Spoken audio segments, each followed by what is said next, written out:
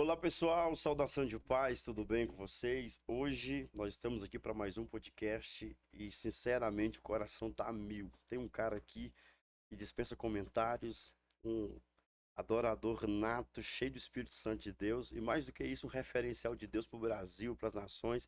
E eu tenho certeza que o começo dele não é agora, mas provavelmente o Brasil e o mundo ouvirá muito ainda falar desse cara, mano. Pode falar o É, nome dele?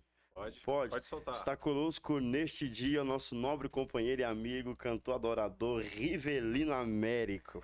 Fala, meu povo! Gente, é uma honra muito grande estar aqui com vocês, participando desse podcast. Isso aqui vai ser um divisor de águas para o ministério, para a vida de vocês. E eu tenho certeza que tem muita gente que vai ser alcançada por esse podcast, viu? Amém. Pode crer nisso que hoje eu tô profético. Então hoje é o dia. Então, Hoje é o dia, mano. Hoje é o dia. Rapaz, a correria tá muito grande. O homem acabou de chegar de Goiânia.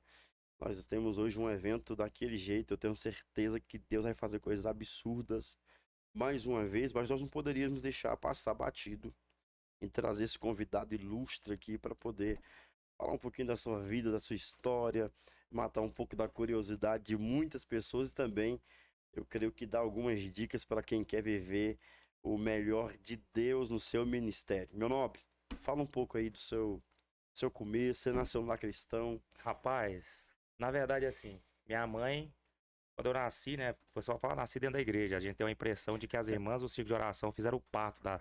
Pô, o Gilead tá aqui e tal. Eu não nasci dentro da igreja, de fato, né?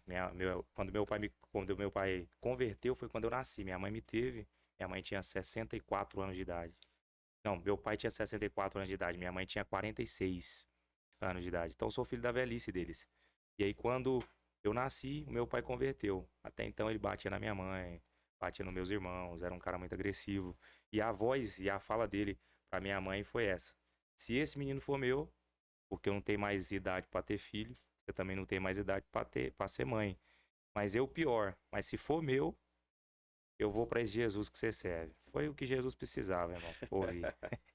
Foi a isca. Irmão, se tem um conselho que eu quero dar pra você hoje, não desafia crente que ora. Minha mãe era do ciclo de oração. Ela mais 4 irmãs faziam o alvoroço dentro de casa orando. Né? Todos os dias elas tinham esse encontro de oração. Era o culto do entreveiro doido, né? Delas lá. E Deus entrava e pisava com os dois pés dentro da sala da nossa casa.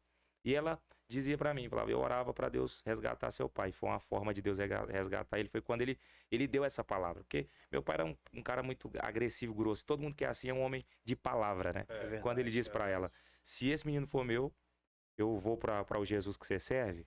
A oração dela só foi uma: Deus, só confirma. Quando eu nasci, a cara dele, mano, ele foi: é meu, não tem como.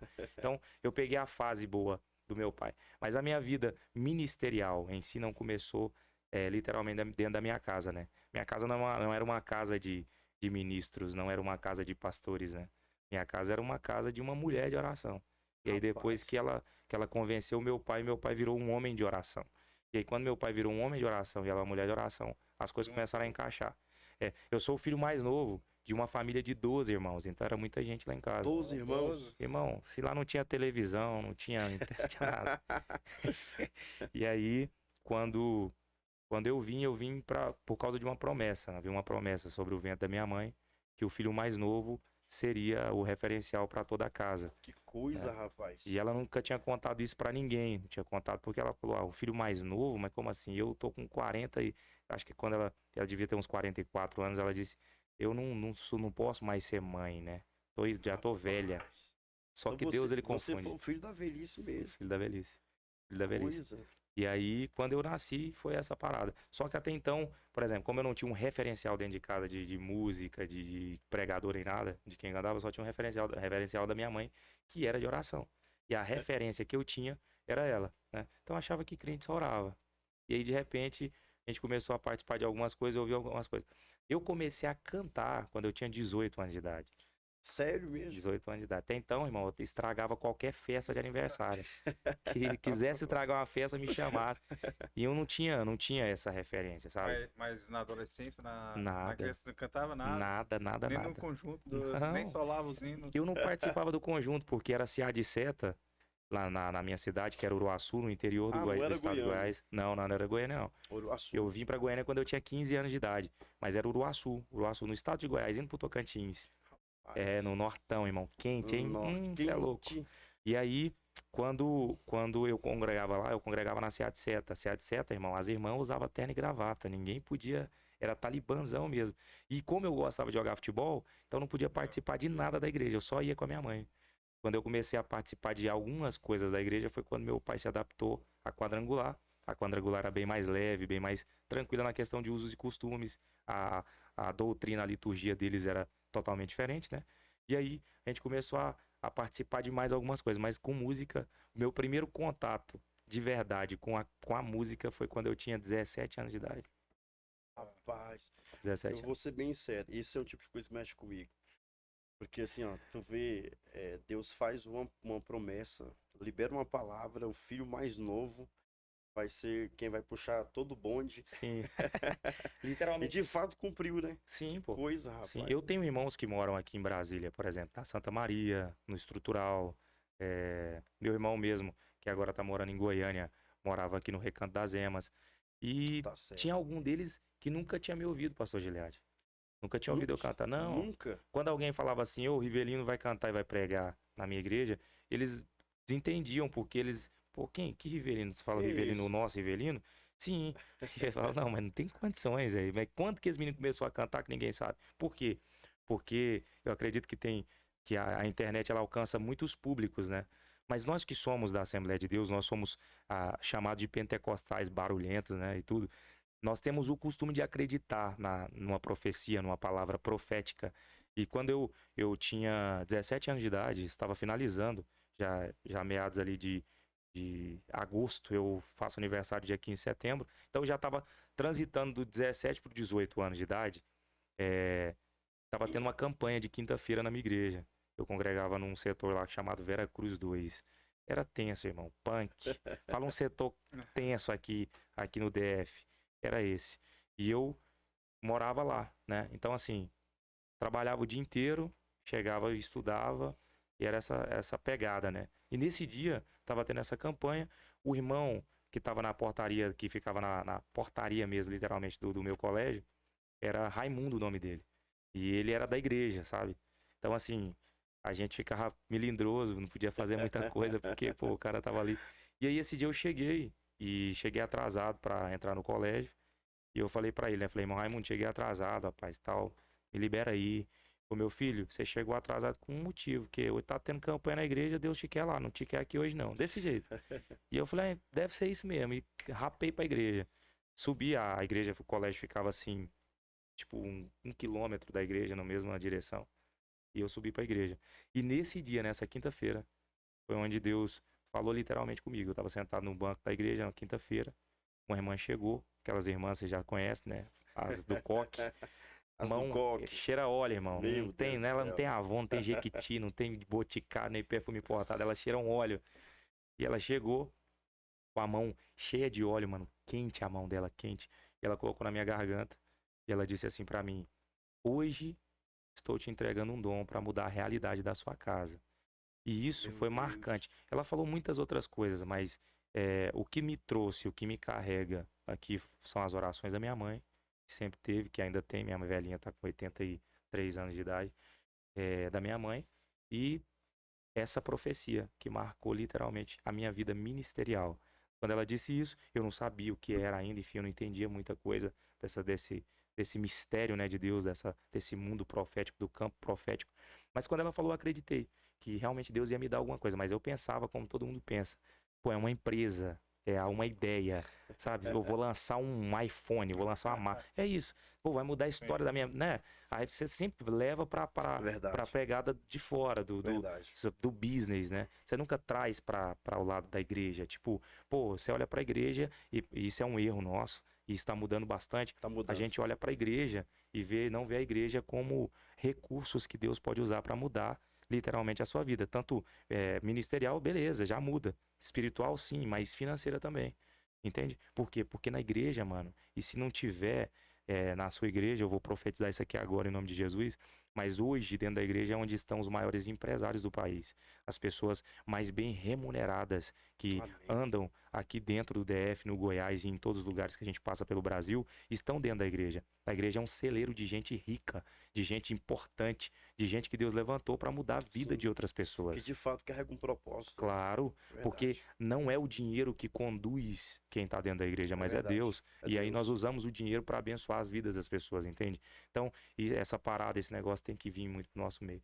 Respondendo a sua pergunta sobre qual é a dica, o que você tem para falar para essa galera que quer um ministério, que quer se prospectar dentro do ministério, é isso, mano. Você tem que entender que a igreja, ela é um campo ministerial e espiritual, mas ela também é um campo, mano, muito próspero, desde que você entenda em Deus para o que Deus te chamou para fazer. Cumprindo o propósito, Sim, de fato. de Eu fato. acredito nisso. Acho interessante porque, assim, dentro dessa fala, acreditar na palavra, né? Que Deus te deu. Sempre, sempre. Porque, assim, geralmente, a fé é isso, né? Sim, Geralmente, Deus, ele te leva... Eu tava pensando isso ontem. Deus te leva a ver aquilo que ele fala. sim, E olhando pro mundo natural, pro mundo carnal, talvez o nosso pensamento peraí, pastor, não seria ver aquilo que ele está mostrando? Não. É ver aquilo que ele falou. sim, Ele te fala e você começa a ver pelos olhos da fé o que Deus vai projetar, o que vai acontecer. Mas assim, eu confesso que hoje em dia, nesse tempo que nós estamos vivendo agora, está um pouco escasso, né? Nós sim. temos muitos homens de Deus, é claro, mas a gente sabe que, querendo ou não, o inimigo achou uma forma de conduzir, de embaraçar, de fazer uma mesclagem, né? Tanto do gospel quanto do secular, aquela coisa. E às vezes percebo que isso é uma coisa que atrapalha muito, tem atrapalhado muita gente. Atrapalha. Eu falo no sentido assim, atrapalhar no sentido de tirar do propósito, né? Sim, Porque assim, é claro que a igreja em si, o chamado, o propósito de Deus, a ferramenta, o dom, é uma coisa que Deus ele te entrega e ele pode usar isso para mudar a vida de muitas pessoas. muita gente. Porém, o grande problema é quando a pessoa ela começa a usar o dom com a motivação errada. Sim, né? sim. Porque aí vira aquela coisa assim, o cara até tá fazendo a coisa certa, mas com a motivação errada. E isso para Deus é um problema. É um problema muito grande. É. Porque a dificuldade que nós temos hoje dentro da igreja é porque a gente não conta o sonho que a gente tem. Por exemplo, isso que está acontecendo aqui agora, um podcast de vocês, é um sonho. Sim. Um sonho que talvez se não tivesse planejado dentro de você, mas estava em Deus. Estava em Deus. Deus, no tempo certo, entrega isso. É certo? verdade. E tem muita gente que tem medo de contar o sonho. Tem muita gente que fala, eu sonho com isso, eu quero fazer isso, mas eu não conto pra ninguém porque as pessoas vão atrapalhar. Eu quero, assim, todo mundo tem a sua opinião. Eu vou dar a minha opinião sobre isso. Sim. Quando você conta o seu sonho pra alguém, esquece, mano. Essa pessoa não vai te atrapalhar no seu sonho. Você tá abrindo, eu tenho um sonho de fazer isso. Ah, não, mas eu não vou contar porque a inveja. Não, irmão, para com isso. Se Deus colocou no seu coração, você tem certeza que foi Deus que colocou, fala. Porque às vezes você vai estar falando para alguém que vai estar impulsionando você esse sonho. Talvez você vai falar com alguém que quer atrapalhar, mas vai ser igual José, lembra? José, por exemplo. José conta o sonho na mesa pros irmãos. Conta o sonho dentro de casa. Sim. Acordei. O problema de José era sonhar. Toda vez que ele ia dormir, os irmãos falavam, já vai dormir. Esse cara dormindo é um problema. E José acorda e conta o sonho que teve. Sabe? Mas se José não conta o sonho, não teria sido vendido. Se ele não tivesse sido vendido, não teria sido comprado. Se não tivesse sido comprado, não teria sido desejado. Se não fosse desejado, não teria sido preso. Se não vai preso, não teria interpretado o sonho do copeiro e do padeiro. Verdade. Se não interpreta o sonho, quando o faraó precisa de um interpretador de sonhos, não teria um interpretador de sonhos. Por quê? Porque a prisão, o deserto, todo o processo que Deus te coloca para passar, ele te faz abrir dentro de você, sair para fora, sabe? Todo o talento, tudo aquilo que ele colocou. Então José agora é um interpretador de sonhos. O cara era sonhador, ninguém conseguia entender o que ele sonhava. Os irmãos, na verdade, entenderam tanto que venderam ele. É verdade. Né? Tipo, vamos sumir que esse cara daqui, esse sonho desse cara né? é uma ameaça. Enfim, mas o seu sonho, você pode ter certeza disso. Sua fala, seu sonho, o projeto que Deus colocou no seu coração, tudo isso que Deus colocou põe pra fora. Porque de repente você vai estar falando pra uma pessoa tão certa que ela vai impulsionar você até um podcast desse. Sim. Entendeu? É verdade. Não, e também a questão toda da fidelidade, né? Sim.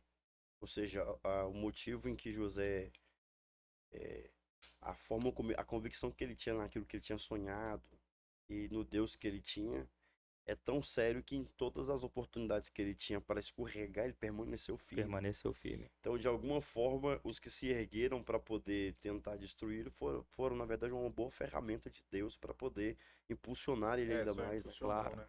Claro. Todo mundo que tenta te apagar, te abafar, é uma ferramenta que Deus está usando para te impulsionar. Por quê? Porque todas as vezes que nós somos prensados, mano, com certeza, mano, vai sair ou o melhor vinho ou o melhor azeite É verdade. da gente. Por exemplo, Davi. Davi, dentro de casa, mano. Ele tá dentro de casa. Ele tá sofrendo uma perseguição, vamos falar assim. O que é perseguição? Porque todo mundo acha que uma perseguição é só quando alguém tá atrás de você, correndo e tal.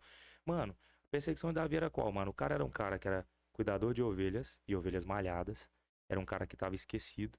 Todo mundo tava na mesa, inclusive na apresentação para Samuel, todo mundo tava, incluso ele não. Ele era um cara que estava fora da contagem do pai, certo? Então, quando Davi, e para resumir isso, né? Todo mundo conhece a história de Davi, mas quando Davi vai, mata Golias, vence Golias, e todo mundo vai falar, pô, Davi venceu o seu gigante. Davi não venceu o gigante dele. Davi venceu o gigante de Israel.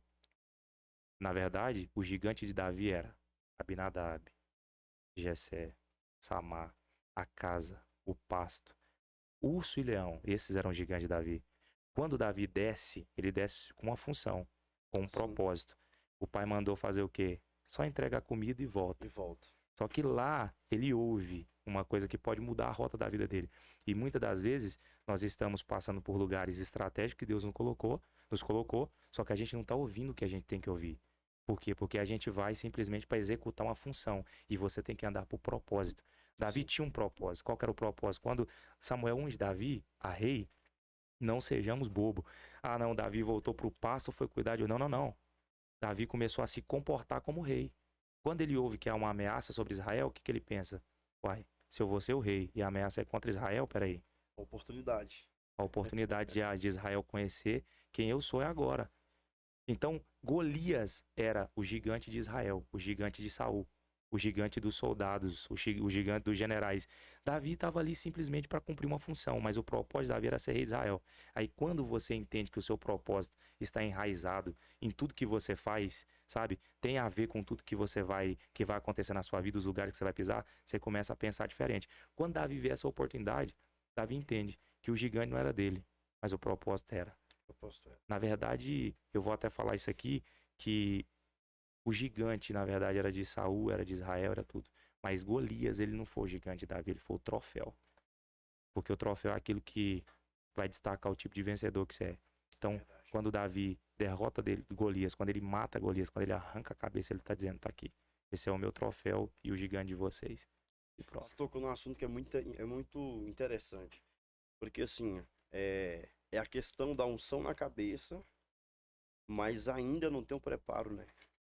Porque o profeta unge Davi, mas quando ele termina de ser ungido, ele volta pro pasto. Sim. Ele volta pro campo, ou seja, ele tem a unção, mas ainda precisava do preparo. Claro.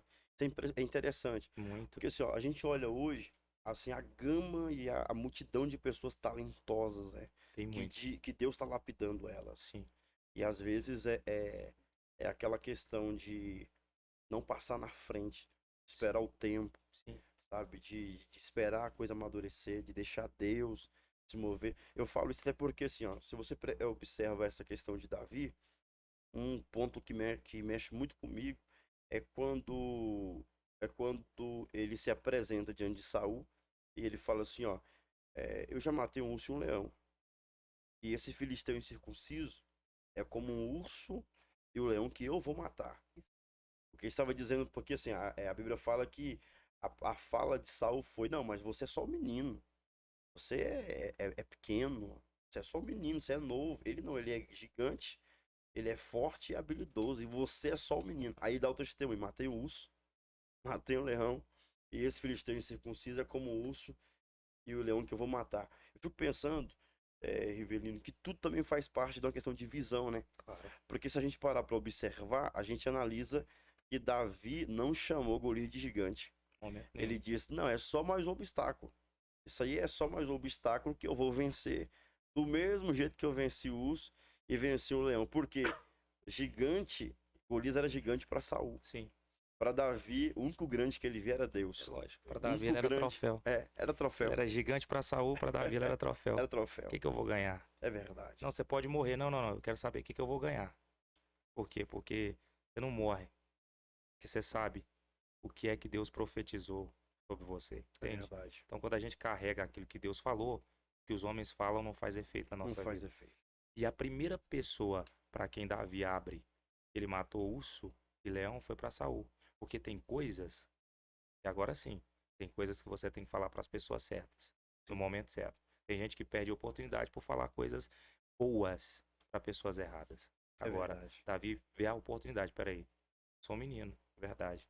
Mas eu já matei urso e já matei leão. Lá estavam meus gigantes, aqui está o meu troféu. E é engraçado também, porque assim, ó, já viu que todo mundo quer colocar em você o que é deles, achando que vai melhorar quem você é, e não é assim que funciona. Não é assim que funciona. Deus te deu isso, cara, e você vai com o que você tem. Por exemplo, eu sei, ô Gilead, sei sim, Gilead pela intimidade, tá, Sim. pastor? Eu sei que tudo que Deus colocou em vocês é muito diferente do que Deus colocou em outras pessoas, sabe? E o que Deus colocou nas outras pessoas também. Mas o que eu tô dizendo é que a gente tem que acreditar naquilo que Deus colocou em nós. Verdade. Nós precisamos abraçar essa parada, sabe? Porque tem muita gente hoje que desiste, que fracassa, que, sabe? Desmotivado, deixa de sonhar, deixa de acreditar, deixa de derrubar gigante, deixa de atropelar as coisas. Por quê? Porque não acredita. Porque sabe que realmente tem talento. Mas aí quando olha alguém, principalmente hoje no campo, hoje a gente está sendo transmitido para uma internet. Sim. Uma rede que você não alcança uma pessoa como os evangelismos que a gente fazia antigamente, alcançava uma família. Sim. Não, aqui a gente tem a oportunidade de alcançar milhões de pessoas. Ao mesmo tempo. Sim, gente que é crente, gente que não é, tudo. Em um dia, em um momento. Então aqui dentro, aqui nesse momento, a gente está usando, de fato, uma das coisas mais poderosas que Deus colocou para nós usarmos. Né? Porque lá atrás nós vendemos não, nós entregamos de bandeja a televisão pro diabo, nós entregamos de bandeja a política pro diabo, entende? E ele dominou essa parada. Quando a gente percebeu que a gente poderia usar isso em favor do reino, sabe? Hoje a gente tem dificuldade para isso, sabe? Então assim, vou te dar um exemplo. O pessoal tá fazendo um evento lá no Piauí, eu sempre vou lá servir eles, e a maior dificuldade é, eles gastam 1 milhão pros seculares, sabe? 1 milhão. E quando é pro gospel, mano, eles não estão nem aí. Não, vocês são bons. Ó, fala, vocês são bons para fazer missão. Vocês são bons para juntar oferta. Faz isso. Pra vocês fazerem o evento de vocês. Você tá ligado? Por quê? Porque nós entregamos isso. Sim. De bandeja. E aí.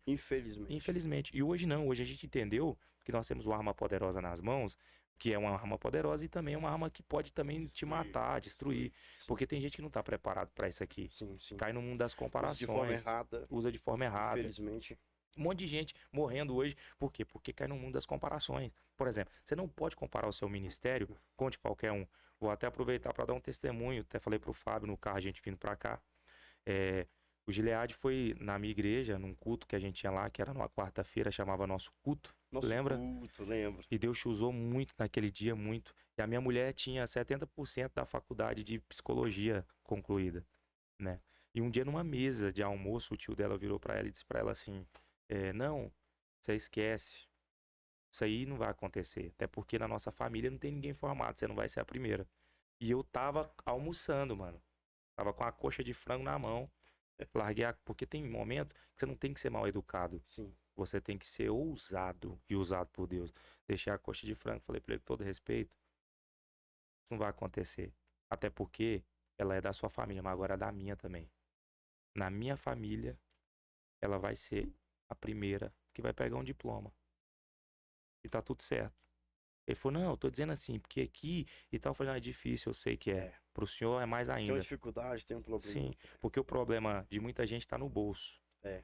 Isso é fácil de resolver. Agora, quando o problema tá aqui, na mente. Muitos começam e não é o problema, não é o dinheiro, é chegar no final. Exatamente, é terminar, mano. Porque começar todo mundo começa. É verdade. Terminar é que é pra realmente, de fato, quem E aí, eu lembro que Deus te usou nesse dia, e Deus te usou numa fala dessa. Você falou pra ela assim, Deus falou através de você pra ela assim: tem 30% ainda pra ser concluído de algo que o diabo tá batalhando pra você não concluir. Só que Deus falou que falta 30%, ele vai entregar na sua mão. Então, já aproveitando o podcast para dizer, minha mulher formou em psicologia, ela fez agora a pós-graduação dela em hospitalar, atende, Glória a Deus. trabalhou no hospital por quase 2 anos, aí saiu agora, ano que vem ela começa a atender no Detran, e aí clínica e tal. Então, o que eu tô dizendo é que o que você tem, ninguém tem. O que você carrega, ninguém carrega. Meu Deus. Tem milhares de pessoas que Deus usa pelo país. Mas o que Deus colocou em nós é algo especial. Verdade. O que Deus colocou em alguém que está assistindo esse podcast é algo que ele não colocou em ninguém. Precisamos valorizar isso, né? Rapaz, eu fico muito feliz. Eu me lembro quando você mandou o testemunho pra mim lá no direct do Instagram. É porque tem Deus gente... é fiel demais. Muito, Giliad, Deus é fiel tem demais. gente que tem dificuldade, entende? Uhum. Eu até falei isso muito, o Fábio tá aqui atrás aqui, vocês não vão ver ele, mas é o meu tecladista, a gente anda junto praticamente pelo Brasil inteiro. E eu sempre falo pra ele, falo, mano, eu elogio, eu falo, cara, hoje foi muito bom. Hoje Deus te usou naquela parada, naquela parte, naquele time. Poxa, cara, obrigado. Por quê? Porque tem gente que tem dificuldade de reconhecer. E talvez seja um problema da sociedade em si. Sim, pô. Eu tava falando isso pra um amigo um dia, eu falei, sabe de uma coisa? Eu percebo hoje que a maior dificuldade do povo desse tempo não é mais chorar com os que choram. Sim. É se alegrar com os que se alegram. Porque parece que a bênção de Deus na nossa vida é uma ofensa para muitas pessoas. Verdade. Mas uma coisa, meu nobre, companheiro e amigo, eu aprendi com Jesus é que quanto mais você celebra a bênção do próximo, mais Deus te leva também ao caminho da bênção. E a gente fica muito feliz por tudo isso. Hoje eu tô muito contente porque Deus realizou um desejo no meu coração muito grande, que era ter esse homem na nossa igreja cantando. Adorando a Jesus, e hoje deu certo, nós estamos contentes, meu nobre. Não, e também aqui, né, no podcast, quando o pastor falou, né, que estava tentando, né, conciliar aí a vinda para dar certo, para chegar a tempo do podcast, é quando falou que ia dar certo, né? Engraçado porque assim, bate-papo aqui antes o Manu falou pra mim, pastor, interessante porque quando Deus tá no negócio, as coisas encaixam, né? Encaixa o horário. Encaixa o horário, encaixa as coisas, chega no tempo, o negócio flui. E nós estamos muito felizes, muito feliz, muito feliz.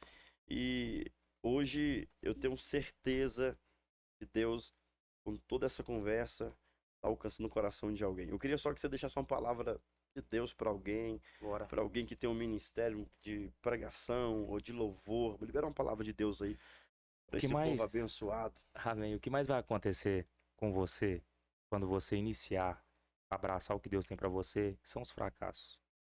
Só que os fracassos, eles nos ensinam muito mais do que quando você vence. Ninguém aprende vencendo. O vencedor, ele é o resultado de alguém que fracassou demais. Então, todo mundo que você vê se dando bem na internet, na vida, no comércio, no business, na igreja, no ministério, é porque fracassou muito. Então, vocês estão ouvindo alguém que fracassou demais, alguém que errou demais, alguém que errou nota, errou as canções, esqueceu a letra. Alguém, cara, que literalmente era totalmente ao avesso do que os homens queriam, sabe? Sou eu. Eu tô falando com você aqui agora e é lindo, sabe? Eu vi o pastor Giliad falando, cara, eu tinha um sonho de receber na minha igreja, eu tinha uma vontade de trazer você aqui no podcast, cara, encaixou, por quê? Porque eu sou o resultado de fracasso, que alguém agora tá parando, tá desistindo, porque fracassou. Ontem foi um dia de culto, e esse cara foi cantar, essa menina foi cantar e deu ruim. Deixa eu te falar, pra mim já deu ruim várias vezes. Eu já pensei por muitas vezes em parar, mas eu não parei, eu continuei. Então, Deus não tem nada com talentoso. Quem Deus quer são os esforçados. Porque o talentoso, ele desiste com facilidade. Agora o esforçado sabe que se não for por esforço, ele não vence. Ele não é aceito, ele não conquista. Então Deus tem um projeto na vida de quem é esforçado. Tem um monte de talentoso que não vai sair da gaveta. Tem um monte de talentoso que vai ficar com projetos arquivados em PDFs, em memória de celular. É verdade. E tem um monte de esforçado que tá aqui fazendo podcast, dirigindo igreja, pregando, cantando como eu, tocando como o Fábio. Entende? Então, que você aprenda isso. Fracassou, continua. Deus tem algo muito incrível para você, para o Amém. seu ministério, para sua Amém, vida, amém. para sua família. Receba essa palavra em nome de Jesus. A palavra então hoje é essa. Fracassado não é o que cai, é o que resolveu não se levantar. Então se levanta, Verdade. sacode a poeira. Deus tem um novo tempo, uma nova fase. Em nome de Jesus, vai dar tudo certo. Pessoal, nós estamos muito contentes, encerrando. Show. E Deus abençoe grandemente você que está aí nos assistindo. Deixa seu like, ative o sininho.